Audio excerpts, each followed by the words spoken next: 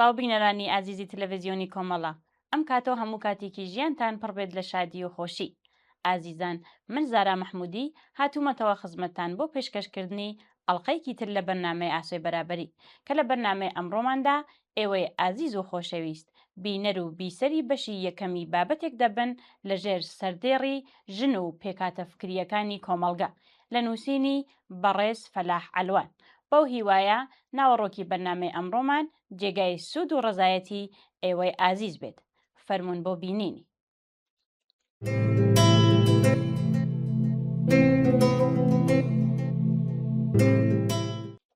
ژن و پێکاتە فکریەکانی کۆمەڵگە بەشی یەکەم، نووسینی فەلاح ئەلوان، وەرگێڕان لە عەرەبیەوە بۆ کوردی عومەری خەتات. سەرنجێک پێش سەرەتا. ئەو ئەنجامگیریانەی لەم باسەدا دەیان خەمەڕوو ئەنجامی لێکۆڵینەوەیەکە لە ڕەوتی فێمینیزم لە عێراق و ناوچەکە. خاڵێک کە من خۆم لەم باسەدا سەرەکی دەیبینم ڕێگە خۆشکەر بوو بۆ گشتگیرکردنی توێژینەوەکە و بەسەر تەواوی پێکاتە ئایدۆلۆژیەکانی کۆمەڵگا بەگشتی. لەمەوە بازنەی توێژینەوەکە فراوانتر بوو. بە جۆرێک پێویست بوو کە ناونیشانەکە بگۆڕدرێت بۆ ئەوەی لەگەڵ بابەتەکەدا بگونجێت. بەڵام من پێشەکی و ناونیشانەکەم هێشتەوە بەو پێی گەیشتن بە بابەتی باسەکە لە بنەڕەتە لە ڕێگەی توێژینەوەی فێمینیزمەوە هات. هێندێک چەمک هەن کە هێشتا پێویستیان بە لێکۆڵینەوە و فۆرمۆڵەکردن هەیە، بۆیە هێندێک جار ناچار کرام بە دووبارەکردنەوە و جەخکردنەوە یان تەرکیزکردنە سەر خاڵێک کە هێشتا ڕوونکردنەوەی زیاتری پێویستە. پێگەی گشتی و لاوەکی ژن لە کۆمەڵگادا بەسراوەتەوە بە سەرخانەوە.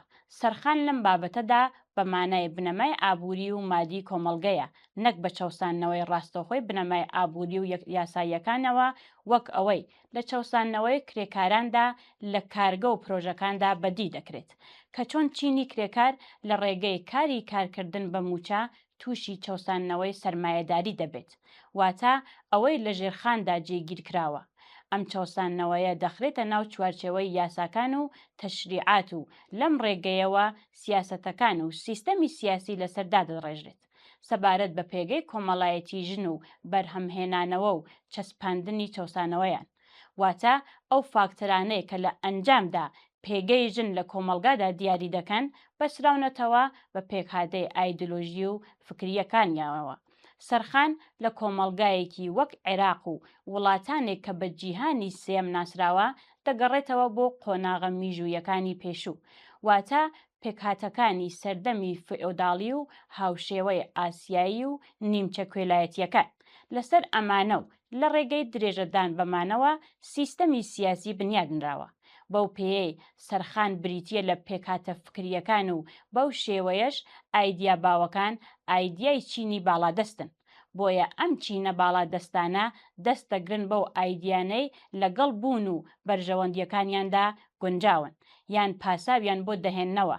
درێژەدان بە ئایدیا کۆنەکان ئایدیای سەردەمەکانی ڕابردوو لەگەڵ نەریتەکانیان بریتیە لە بەشێک لە سیاسەتی چینە باڵادەستەکان، چۆنکە بەرژەوەندیەکانیان وا دەخوازێت. هەروەها ئەم پێکاتە فکریانە مەعقوڵیەتێک دەدەن بەوەی کە لە کۆمەڵگادا باوە و دەبنە پاساوێکی فکری، ئەخلاقی، ئاینیش بۆ سیستەمی سیاسی و دامەزراوەکانی. گۆڕینی سەرخان پەیوەندی بە ژێرخانەوە هەیە و دەبێت لەگەڵ بنەما مادەییەکاندا بگونجێت. ژێرخانیش یان لە ڕێگەی گەشە سەندنی هێزە مادییەکان بە شێوەیەکی شۆڕشگێڕانە کە بنەما ئابوووریەکەی دەگۆڕێت، یان بە گۆڕینی دەستبەجێ کۆمەڵگا لە ڕێگەی شۆڕشەوە ڕوودەدات. بەڵام ئەم پێک هاتانەی کە سەر بە قۆناغە میژوویەکانی پێشوون و دووبارە لە سیستەمەکانی ئێستادا جێگیر دەکرێنەوە بەهۆی کۆمەڵێک فاکتەری مێژووی و هەست و تێڕوانینن، نە تووشی گۆڕانکاریکی لەو شێوە دەبن و نە لەگەڵ گۆڕانی سیستەمی سیاسیدا دەگۆڕدرێن، چۆنکە ئەمانە بەرهەمی ئەوە نین. خۆشەویستان، ناوبڕێک کورت وەردەگرین و دێنەوەلاتەن.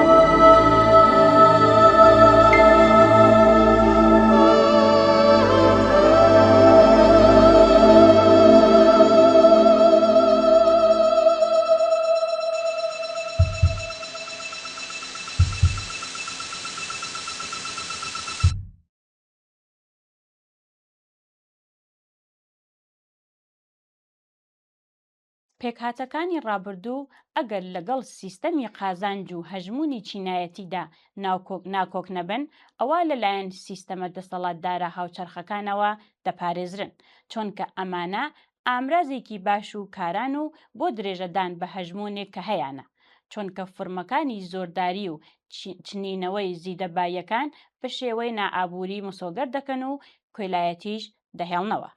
کاری ناوماڵ بەم شێوەیە بۆ مایەوەیەک و بە مانافراوانەکەیەوە بە تایبەتی لە ناوچە لادێنشین و خێڵەکیەکاندا جۆرێک لە کۆیلایەتی یان پلەیەک لە کۆیلایەتی لەخۆ دەگرێت، بێگومان بە شێوەیەکی کەمتر لە چاو تاکهاوسەریدا. سەرخانی ئێستا لە زۆر ڕووەوە بە تایبەت بۆ ژن پڕن لەو نەریتانەی لە کۆیلایەتی دەچن، وەک پلەدوویی، ئەرکە بۆماوەیەکان، کاری فەرز نەک هەڵبژاردا، نەبوونی نوێنەرایەتیکردنی سیاسی یان ڕۆڵی سیاسی وەک بکەرێک نەک وەک چاودێر. سیستەمی سیاسی لە عێراقدا لە ڕێگەی ڕێکخستنەوەیکی ئیمپریالی و دەسەڵاتخوازانە لەسەر پێکهاتەیەکی خێڵەکی دروستکرایەوە کە نێرسالاری و پاوانخوازی و پلەبەندیە نەگۆڕەکان پایە و بناغەکانی پێک دەهێنن. ئەم پێکهاتانە ڕاستەوخۆ لە ژیانی ڕۆژانەدا ڕوبەڕووی ژن دەبنەوە، هەروەک چۆن ڕوبەڕووی مدرنیزمی دەبنەوە لەگەڵیدا ناکۆکی پیشان دەدەن. هاوکات سیستەمێکی پەرلەمانی مەدەنی و حکوومەتێکی فەرمی لە پایتەخت و هەندێک شاری گەورە دامەزران بۆ بەستنەوەی بازاڕی ناوخۆ بە ئابووری ئیمپریالیستی و بەستنی پەیوەندی نێودەوڵەتیەکان لەسەر بنەمای پێداویستیەکانی بازاڕی جیهانی. ئیمپریالیزم واتە زلهێزە پێشەنگەکانی سەرمایەداری لە بازاڕی جیهاندا ناتوانن باڵادەستی ئابووری خۆیان بەسەر جیهاندا درێژە پێ بدەن و بیپارێزن، بەبێ دروستکردن و قۆڵکردنەوەی نایەکسانی گەشەسەندنی ئابووری و هێشتنەوەی ناوچەیەکی زۆر و زەبەندی جوگرافی لە قۆناغەکانی پێش شارستانی و مەدەنیەت و پێشدەوڵەت. ئەم فەرمانە لە هەژمونی ئیمپریالیزم لە کاتێکدا شێوەکانی باڵادەستی سەرخانی پێش سەرمایەداری لە وڵاتە پاشکەوتووەکاندا هانی دەدەن و گەشەی پێدەدەن، خۆیان لە قۆناغی بەکارهێنانی سەرمایەداریدا ژیان دەکەن. لەگەڵ چوونەسەرەوەی پێگەی خێڵ و بەدەستهێنانی ئەرکێکی سیاسی باڵاتر لە چاو پێگە تەقلیدیەکانی خۆی، فرموڵبەندی خێڵیش زۆر زیاتر لە جاران گەورە کرایەوە، چۆنکە مەراسم و فرموڵبەندی ئەو چوارچێوەن کە شێوە و قامەتی خێڵی پێدەپارێزرێت کە چیتر لە توخمە ناوخۆیەکانیەوە نایەن. مدرنیزەکردن لە کۆمەڵگا وابەستەکراوەکاندا جا چەش ڕۆژهەڵاتی بێت یان جیهانی سێهەم لە ئەنجامی تێکەڵبوون بە بازاڕی جیهانی مۆدێرنەوە دەچێتە پێشێ. بێگومان تا ئەو ڕادەی ئەم مدرنیزەکردنە لەگەڵ پێداویستیەکانی جوڵەی سەرمایە و کەڵەکەبوونی سەرمایەدا دەگونجێت. بەڵام ئەگەر مدرنیزەکردن ئەو سنوورانە تێپەڕێنێت کە دژایەتی دابشکردنی جیهانی کار و دابشکردنی کاریگەری و هاوبەشی بازاڕەکانی جیهان دەکەن، ئەوە ئەو کۆمەڵگایانەی کە بوێری مدرنیزکردنیان زیاتر لە پێویست کردووە دەگەڕێندرێتەوە بۆ سەردەمی پێش پێشەسازی و تەواوی شارەکان وێران دەکرێن و ئەو وڵاتانە دەکرێنە کەمپی پەنابەران. لە وڵاتە وابەستەکاندا شۆڕشی کۆمەڵایەتی ڕووی نەداوە، بەڵکو ڕژیمی دەسەڵاتدارەکانیان گۆڕیوە، لە پاشایەتیەوە کراون بە کۆماری یان کودتاتیایاندا ڕوویداوە. لەم وڵاتانەدا هیچ گەشەسەندنێکی پیشەسازی ڕووی نەداوە تا بناغەکانی پەیوەندی خێڵەکی و نەریتیەکان بهەژێنێت. چینی کرێکار پیشەسازی و پێگە ئابوووریەکەی نەگەیشتونەتە ئاستێک بتوانن پێشەنگی گۆڕانکاری سیاسی و کۆمەڵایەتی بن لەم وڵاتانەدا. لە کاتێکدا بە دەستێوەردانی ڕاستەوخۆی ئیمپریالیزم ئەویش لە ڕێگەی دابشکردنی جیهانی کارەوە پێکهاتە نەریتیەکان و پیشەسازیە تەقلیدیەکان وەک خۆیان ماونەتەوە و پارێزراون و گەشەسەندنی پیشەسازی بە جۆرێک قەدەغە کراوە. خێڵ لە ئێستادا سەرخانە نەک پاشماوەی دابوو نەریتەکان. لێرەوە سیرکردنی پێکاتە فکریەکانی ناو کۆمەڵگا وابەستەکراوەکانە وەک پاشماوەی ڕابردوو کە گەشەسەندنی تەکنیکی و مەدەنی دەتوانێت لەم عادەتە زیان بەخشە ڕزگارمان بکەن تێڕوانینێکی نامادەییە. ئەم پێکهاتانە پاشماوە یان دەرکەوتێک لە دەرکەوتەکانی کەم و کۆڕیەکانی پرۆسەی گەشەکردن نین، بەڵکو خودی سەرخانن کە پێویستە بەرەو ڕوویان بوەستینەوە. خۆشەویستان، ناوبڕێک وەردەگرین و دێنەوەلاتەن. ژن ژیان آزادی ژن ژیان آزادی ژن ژیان آزادی ژن ژیان آزادی بیا بیا تو هم کنار من بخوان بخوان هوای رزممان سرود روشن سپید از بس شبان صدای غرش رهایی و خروشمان که زد جهان رانهای از این سرودمان شکفتنی که شد نشان مادر جهان بیا بیا تو هم کنار من بخوان بخوان هوای رزممان ژن ژیان آزادی ژن ژیان آزادی ژن ژیان آزادی ژن ژیان